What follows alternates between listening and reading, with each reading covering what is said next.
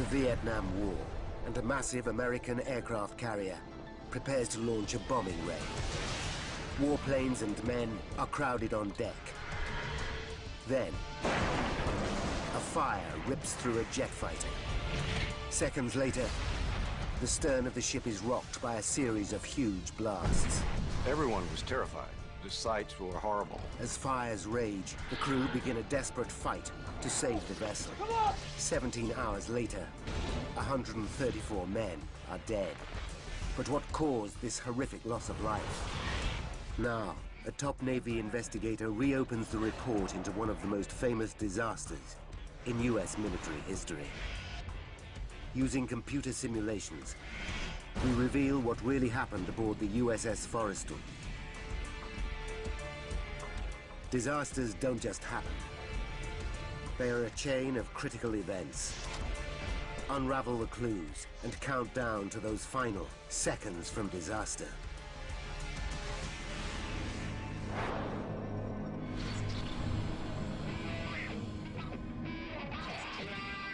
Southeast Asia. North Vietnam. July 1967. America is bogged down in a messy ground war in North Vietnam. The body count is rising fast. To date, over 6,600 US military personnel have died in the conflict. President Lyndon Johnson wants to finish the job. In an all-out bid for victory, he has upped the number of bombing raids. But the war is thousands of kilometers from American soil, and bombers need bases. Vital to the new strategy are the US Navy's aircraft carriers. These massive war machines can launch air assaults from hundreds of kilometers offshore.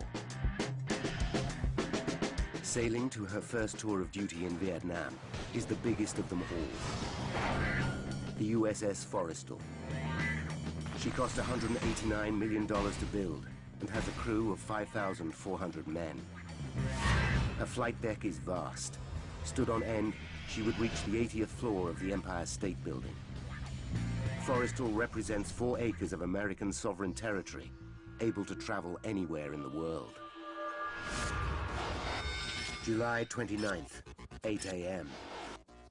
The ship has reached the Gulf of Tonkin, 160 kilometers off the coast of North Vietnam. She has been stationed here for 5 days, launching bombing raids against the Viet Cong. These are dangerous waters. 3 years earlier, enemy fire hit a warship just a few miles from here. In the event of an attack, the ship has 8 5-inch guns with a range of 22 kilometers.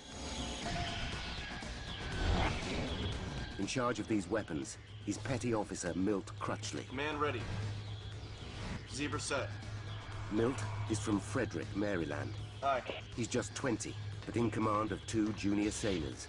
So far, he's had a quiet war.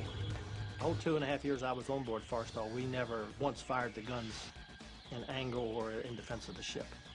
But Milt's war is about to change dramatically.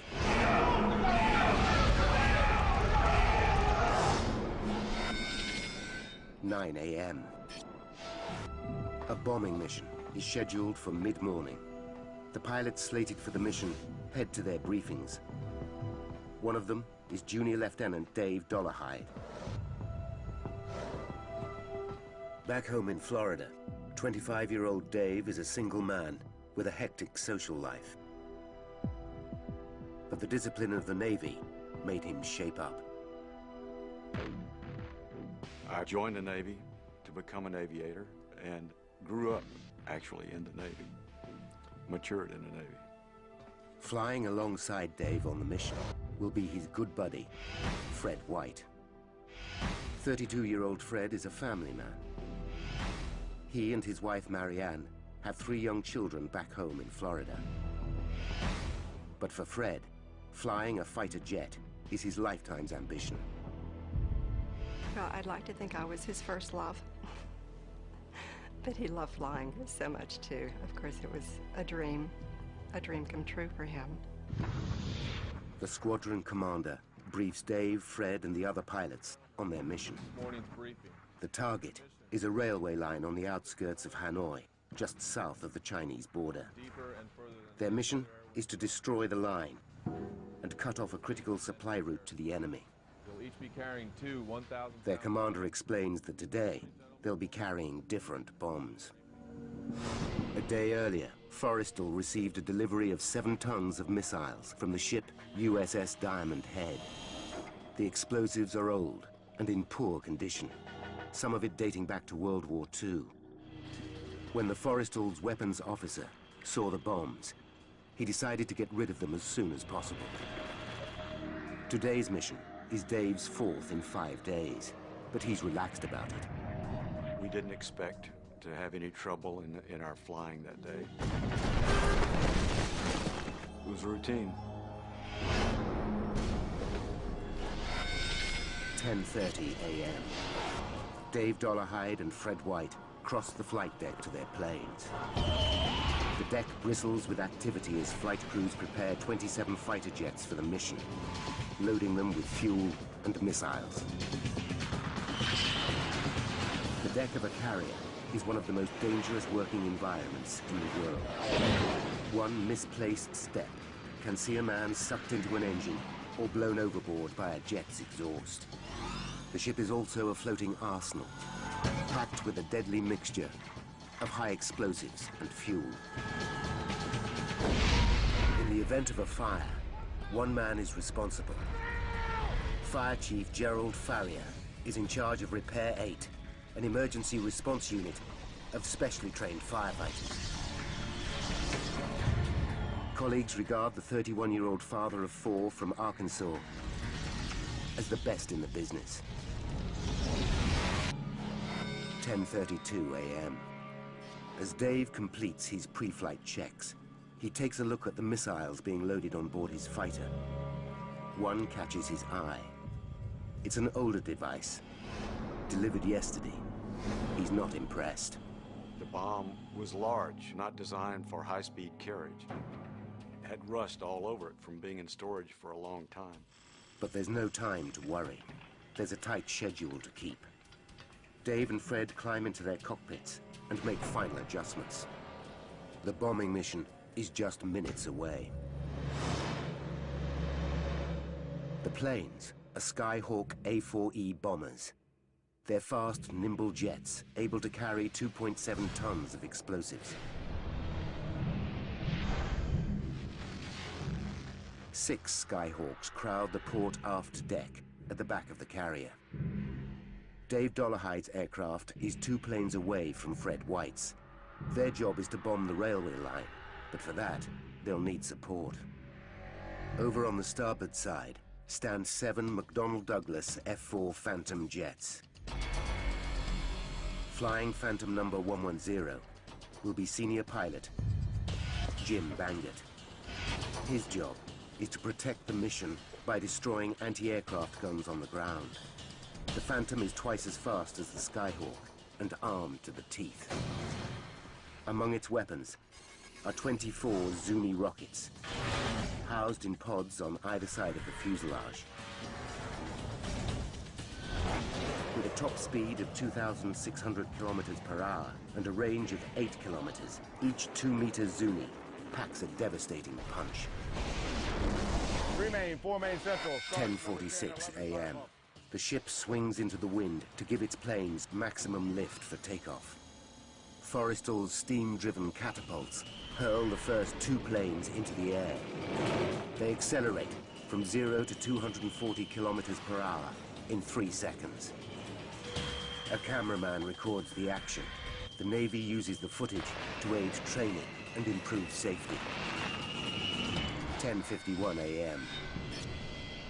The planes are powered up by mobile generators, while deck crew arm the missiles and the pilots make their final checks. 10:51 and 21 seconds. Dave Dollarhide and Fred White prepare to take their turns on the catapult. Suddenly, there's a flash and a loud bang. Jet fuel spills onto the flight deck and spreads rapidly.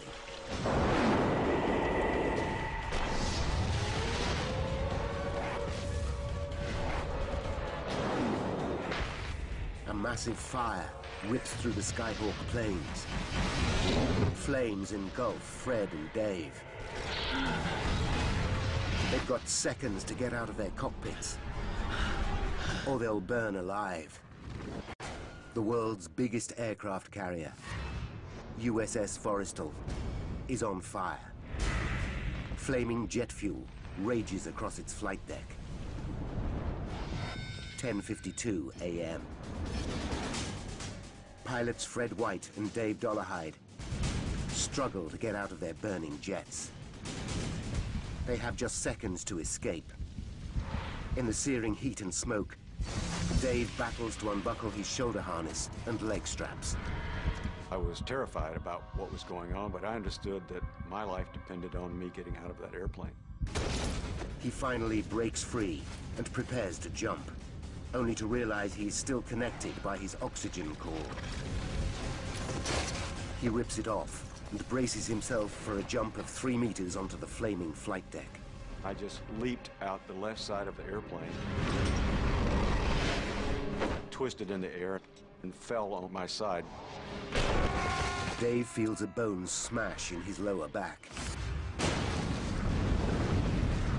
He writhes on the deck in agony, unable to get to his feet.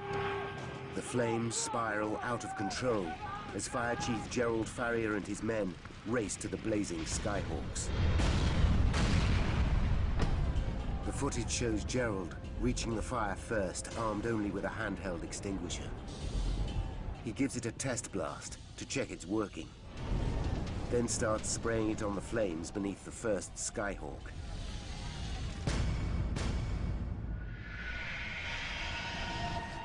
Dave Dollarhide lies helpless on the deck. The blaze creeps towards him, but he can't move. Injured men scream in agony all around him. Everyone was terrified. The sights were horrible. The fire and the shrapnel. Everyone was fearful that they would be next. Dave looks back at the row of burning Skyhawks. Some of his fellow pilots are still trapped. I could see people running from the fire, people still in their cockpits. Defenseless against the fire that was around. 10:52 and 55 seconds. 94 seconds after the start of the fire, Gerald Farrier and his men are still battling the flames. A massive explosion rocks Forrestal. The shockwave is so intense, it causes a brief glitch on the ship's camera. The blast instantly kills Gerald and most of his firefighting team. Then, 9 seconds later, another huge explosion. This second blast is even more powerful and rattles the supercarrier to its core.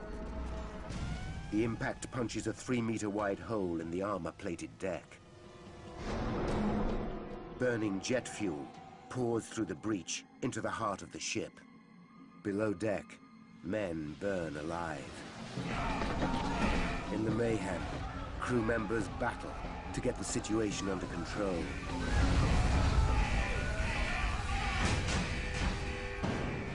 (10:55 and 20 seconds). The fire has been blazing for almost 4 minutes. In the gun control room, Milt Crutchley and his men await orders, convinced that they're under attack. From here, they can fire the ship's 8 guns and fight back. Ron, get some water. But black smoke seeps in and fills Joe, the room. come over here. Help me seal up this door. They stuff wet rags into the door seals. Milt knows if they can't keep the smoke out, they'll die. Most people that die in fires, it's not from the flames, it's from the smoke. So even if you're away from the flames, the smoke can still kill you. Dave Dollarhide still lies on the flight deck. But time is running out. He's got to get away before he's burned alive by the flames. blown to pieces by another explosion. Adrenaline surges through his body, and despite suffering a broken hip and elbow, he forces himself to his feet. He can hear bombs sizzling behind him, but can he get clear in time? The fire was everywhere, and the thought going through your mind is to just escape. Dave makes it a few meters from the wreckage, when a third explosion blows him off his feet.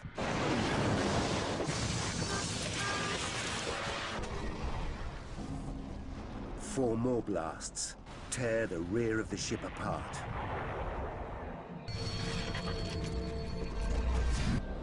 "10:57 a.m.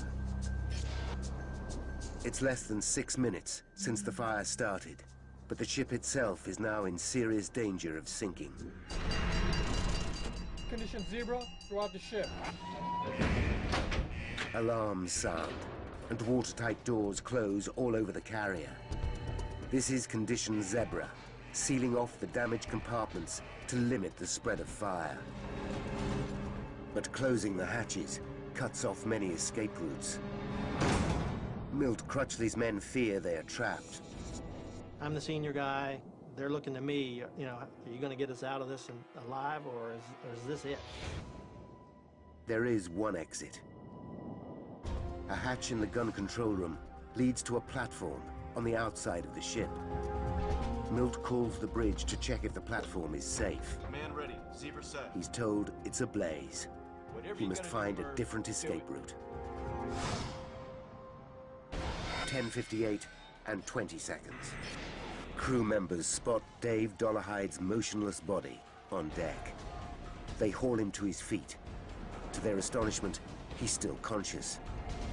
He's dragged to safety. Just in time. They make it to the sickbay, but Dave fears the danger isn't over. We could hear the noises on the hangar deck above us, and we knew the fire was still raging. But fire is no longer the primary threat. The crew pump millions of gallons of seawater into the port hold of the ship to tackle the blaze. In a cruel twist, they're putting themselves in grave danger. USS Forrestal and 5,400 men are close to sinking. The aircraft carrier USS Forrestal is in a critical situation. She lists badly, and sailors struggle to fight fire above and below decks. Leading Petty Officer Milt Crutchley is trapped in the gun control room with his two-man team, as thick black smoke fills the room. They lie on the floor, gasping for the last scraps of air. They say there are no atheists in foxholes. There's no atheists on burning ships either. I was saying a prayer to God, you know, to get me out of this. Milt faces a life or death dilemma. If they stay here, the smoke will kill them. If they exit via the hatch onto the gun platform, they risk being burned alive. In a desperate bid to find a way out, Milt leads his men down a smoke-filled corridor. Every door is a dead end. Milt and his men are choking. He's got just minutes to save them, and himself. Knee knocker, guys. Back on the blazing deck, the shell-shocked crew now face another emergency. Forrestal's 73,000 tons is on the verge of toppling over portside. If she falls, 5,400 crew will go down with her. Frenzied crewmen rush to the fuel tanks to pump oil from one side of the ship to the other. They must get weight to starboard, or the ship will be lost. Across the deck, thousands of pounds of explosives sizzle in the extreme heat. Captain Beeling orders the crew to get rid of anything that might detonate. They jettison multi-million-dollar planes and tons of bombs into the ocean. Below deck, Milt still can't find a way out, and he and his men are suffocating. He has no alternative but to lead them back to the gun control room. We're gonna have to go back. He realizes he's got one escape route left, the hatch door out onto the blazing gun platform. He's been warned an inferno awaits them on the other side. But this hatch door is their last hope. Instead of fire, there's fresh air. That first breath of fresh air, it's like a, well, an elixir of life, I guess you could call it. It just rejuvenates you. Somehow, this section of the gun platform has escaped the blaze. Milt and his men climb up onto the deck, exhausted but elated. The adrenaline quit, and so did we. The three of us, we didn't care anymore. We'd had our thing for the day, and all we wanted to do was just sit there and rest, breathe in the air, and just glad to be alive. 11:40 a.m., 48 minutes after the first explosion. Finally, the crew put out the fires on the flight deck. They pump enough oil across the ship to correct her listing. But it takes another 16 hours to extinguish the fires below deck. By 4 a.m. the following day, Forrestal's commander, Captain Beeling, makes an announcement to his crew. I want to let you know that Forrestal is again making 25 knots. At the end of 17 hellish hours, 134 men are dead. The carrier begins a week-long journey to an American base in the Philippines for emergency repairs. The ship's tour of duty in Vietnam is over after just 5 days, and the Navy needs to find out exactly what caused the disaster. What started the blaze? How did it get so out of control? What caused the multiple explosions? And why did so many men die? Now, by going deep into the investigation, we can reveal the facts behind one of the most infamous episodes in U.S. naval history, and inspect restricted files that hold the key to the incident. The day after the near sinking of the ship, the U.S. Navy orders an in-depth investigation. The findings lead to a complete overhaul in safety procedures. This man has a professional interest in Forrestal. Commander Bob Stanley is a leading U.S. Navy investigator. He is well placed to judge the historical impact of this disaster. Forrestal Fire was a watershed event, if you will, in the terms of the amount of damage done for an accident in naval aviation history. The U.S. Navy's investigation of the Forrestal disaster is also considered a watershed. For investigators like Stanley, it's the benchmark for their profession. Stanley uses his credentials to gain access to the USS Forrestal's official investigation document. Under federal law, filming the contents of the report is forbidden. But Stanley has agreed to reopen the file so that we can learn how the original Navy investigators cracked the case. The man who carried out the Forrestal investigation was Rear Admiral Forsyth Massey. Massey is now dead. But back in 1967, the respected officer put his reputation on the line by vowing to get to the bottom of the Forrestal disaster. His most important piece of evidence is footage shot by the onboard camera.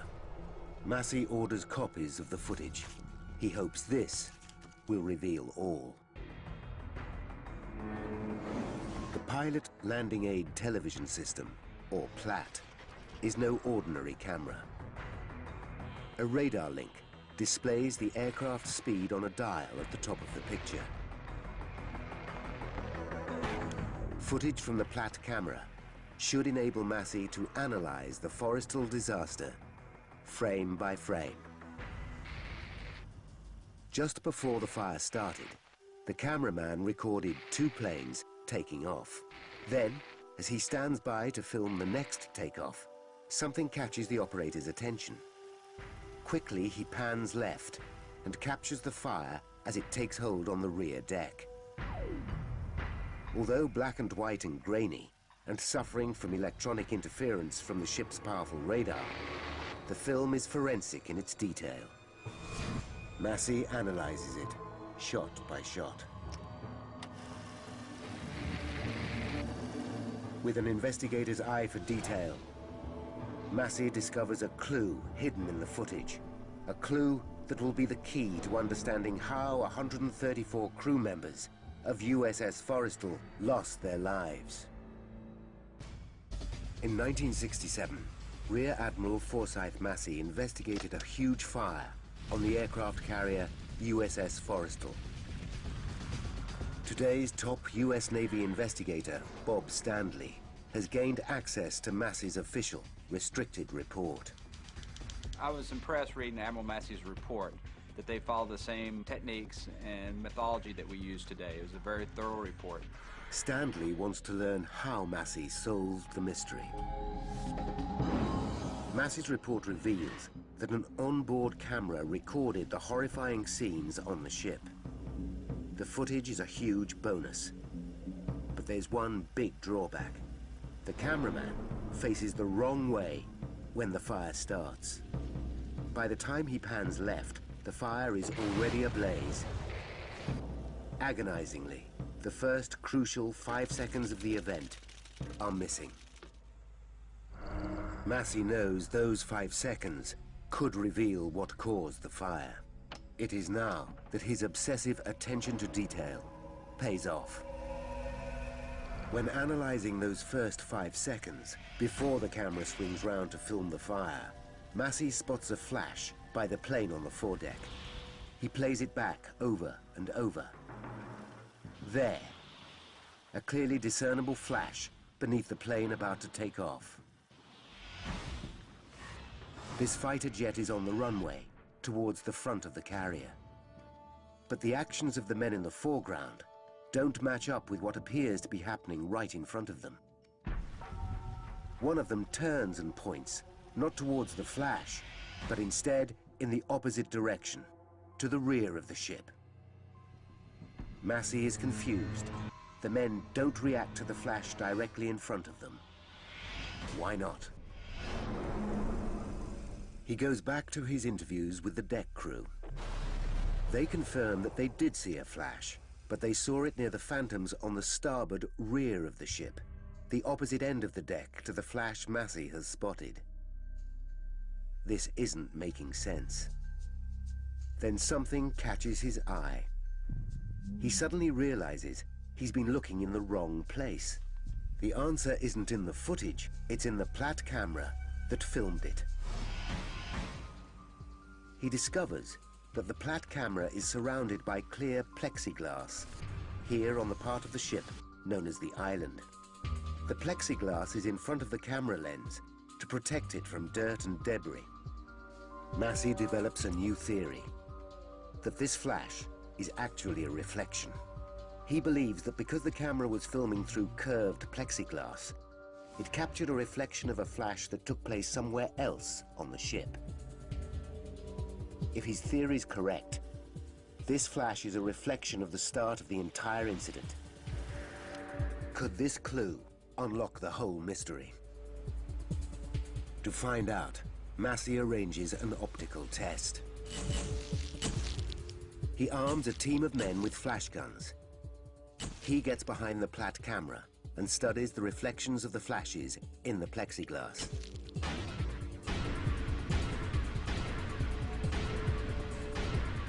At last, one flash perfectly replicates the original flash caught in the plexiglass seconds before the fire started.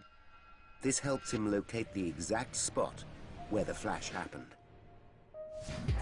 Now, by analyzing detailed deck plans based on the Platt camera footage, and by applying basic geometry, Massey comes up with his theory as to what triggered the disaster. He reasons that the flash must have come from the Phantom at the very end of rear starboard deck. That plane is Phantom 110. It's Jim Bankert's fighter. Somehow, according to Massey's theory, Phantom 110 launched a rocket which struck Skyhawk plane 405 directly opposite. But this raises more questions than it answers.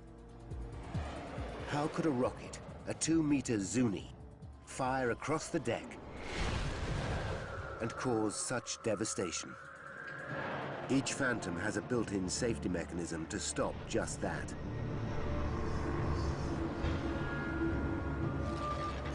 Highly trained air crews follow detailed safety procedures. So what went wrong?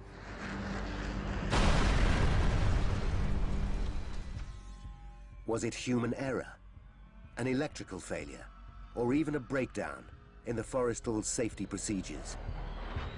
With many other Phantoms in service, are more disasters lying in store for the US Navy? Massey needs to check out the safety mechanisms on Bangert's Phantom to find out why they failed. But Bangert's jet is at the bottom of the ocean, so Massey tracks down another Phantom.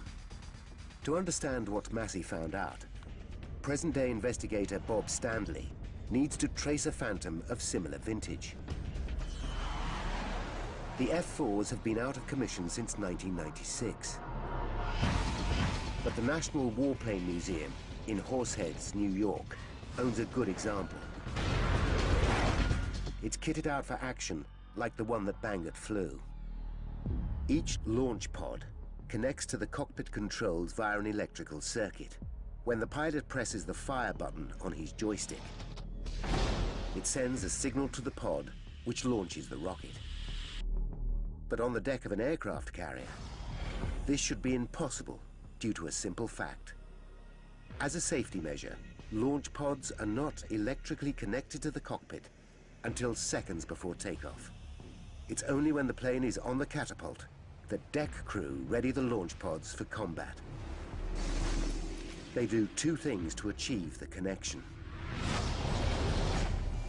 Crew members remove a safety pin from the pod, and they plug in a device called a pigtail. Once plugged in, the pigtail completes the electrical circuit between the launch pods and the pilot's joystick. Now, if a Zuni rocket is accidentally released, as in this demonstration, it fires harmlessly out to sea. The whole system should be foolproof. So why did the safety procedures fail this time? Massey now makes a discovery. The safety pins are anything but safe. When they are in position, the safety pins act as a circuit breaker. But Massey finds out that high winds on deck can pull on the pin's ribbons, ripping them out of the holes. The crew have even found some lying on deck. And Massey's investigation establishes there was a high wind on the day of the fire. In order for this pin to be effective, it needs to be completely seated. In high wind condition like they had that day of 32 knots, these pins have been known to come out partially and also completely. Massey believes that on the day of the disaster, the safety pin had been blown out of its position in the launch pod. But there was a backup safety mechanism. The pigtail. It's only when the pigtail is plugged in that a rocket can be fired. That's why the crew are ordered to plug them in just seconds before takeoff. But in interviews with the men, Massey discovers exactly why a Zuni rocket went off. Massey's investigation now takes him back a few weeks to Forrestal's journey to Vietnam. During training missions on the way over, pilots argue that plugging in the pigtail while a plane is on the catapult slows down operations. If there's a malfunction, the plane has to be removed from the catapult. That holds up the other planes in the queue to take off. The pilots point out that in a combat situation, a delay like this could be fatal. Massey discovers that exactly a month before the fire, while the Forrestal was still sailing to Vietnam, the ship's Weapons Coordination Board met to discuss the men's concerns. It ruled that flight crews could ignore Navy protocol on connecting the pigtails. From now on, They could plug them in not when the planes were on the catapult facing out to sea, but when they were on the rear deck facing each other. The ruling was never made official, but the crew began to act on the board's decision straight away. Once the pigtail is plugged in, then the aircraft has complete electrical power from the airframe all the way to the missile launcher. Massey now knows there was nothing to prevent an electrical pulse reaching the pod of the Phantom and setting off a rocket. Clearly, an electric pulse did activate the rocket, but where did the pulse come from? That's his next puzzle, and the biggest mystery yet. Could it be that pilot Jim Bangert pressed the fire button? Massey listens again to a recording of his interview with Bangert. Under oath, the pilot states that he flipped just one switch to turn on the plane's power.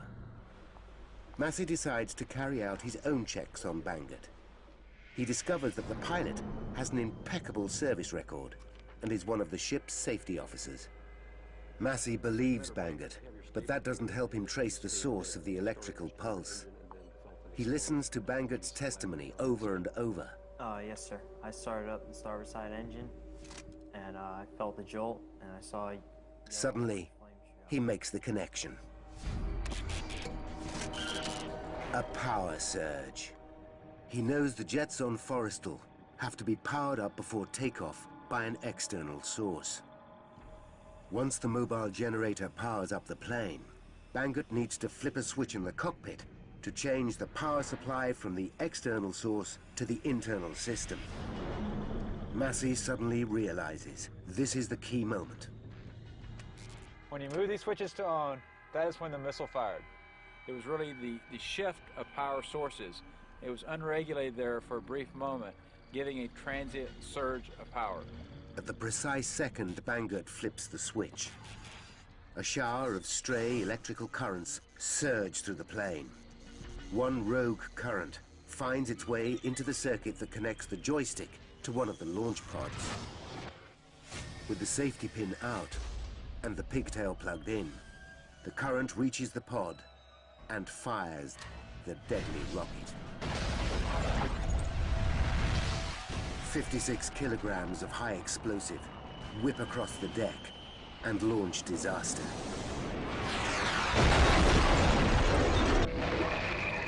It's an incredible discovery. Rear Admiral Massey now knows what caused the fire. But what he urgently needs to find out is why the fire raged out of control so quickly. Fires are a regular hazard on the deck of every aircraft carrier. On average, there's one every 5 days on Forrestal. Highly trained and well-equipped firefighting teams are on board to extinguish these blazes quickly. So why did they fail so spectacularly in putting this one out? Massey looks at the Platt footage to investigate how the crew tackled the original blaze. When the fire first breaks out, Chief Fire Officer Gerald Farrier rushes towards the Skyhawks holding only a handheld extinguisher. Other members of his 8-man team grab the hoses. But just 94 seconds after the start of the fire, when there's a huge explosion, everything changes.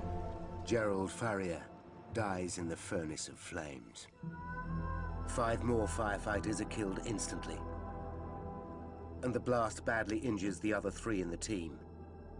In a matter of seconds, all the trained firefighters are out of action.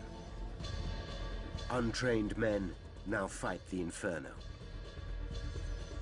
As the original footage reveals, they use both water and foam. But a seasoned accident investigator like Massey recognizes that this is a disastrous error.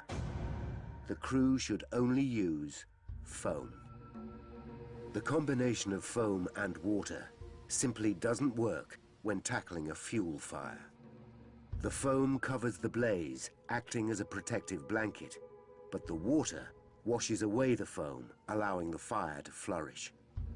Worse still, water carries the flaming jet fuel on its surface. Unwittingly, the crew actually spread the fire.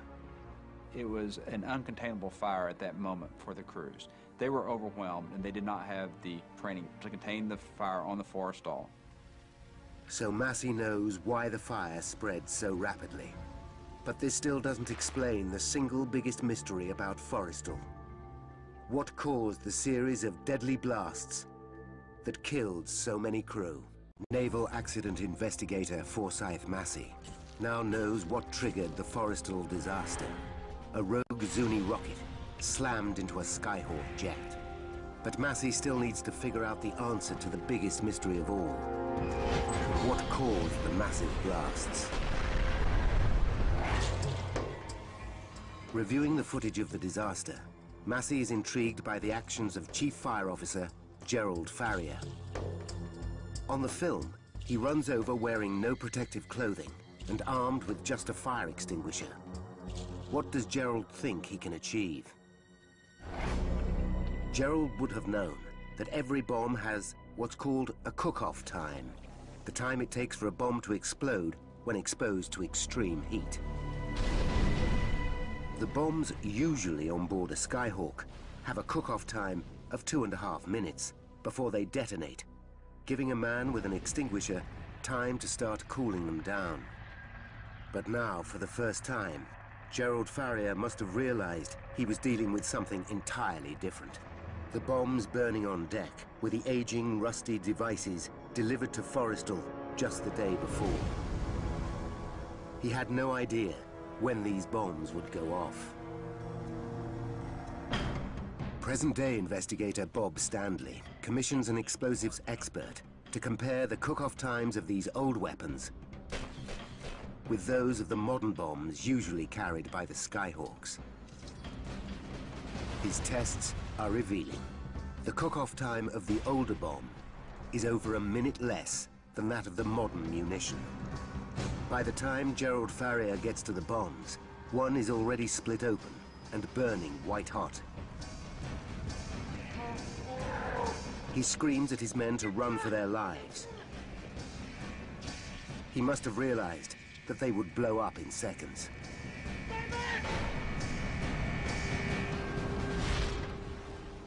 He was not concerned about his own personal safety, and so he sacrificed his life in an attempt to save the ship. In all, 7 of the older bombs on board Forrestal detonate.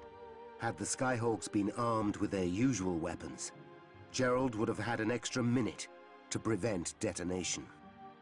And that, according to the explosives expert, would have given him enough time to stop the bombs going off. If we'd had just 60 more seconds, more than likely we would have been able to get the fire under control a lot quicker, which would have prevented other weapons from going off.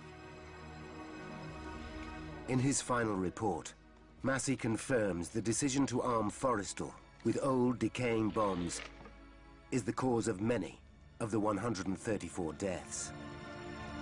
The old bombs were on board because in 1967, the US military was running out of explosives. Yet the government was increasing the number of bombing missions to Vietnam. So the fateful decision was made to arm Forrestal with these older, more volatile weapons.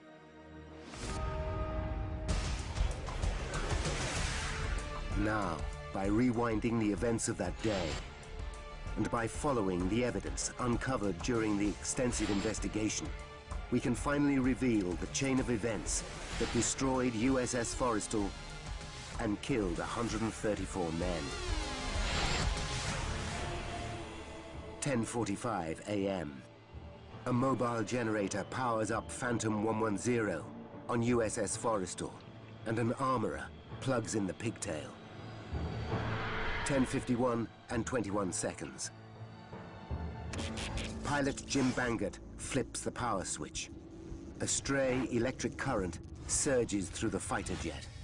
The safety pin is not in position. There's nothing to stop the current as it travels all the way to the launch pod. It activates a Zuni rocket. The rocket crosses the rear deck of the ship, chest high, at speed.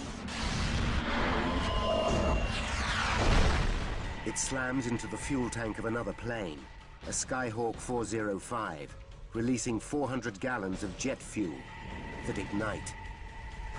The impact of the rocket knocks 2 old rusty bombs from the jet's launch pods. Each contains 453 kilograms of explosives. The first will detonate in 94 seconds.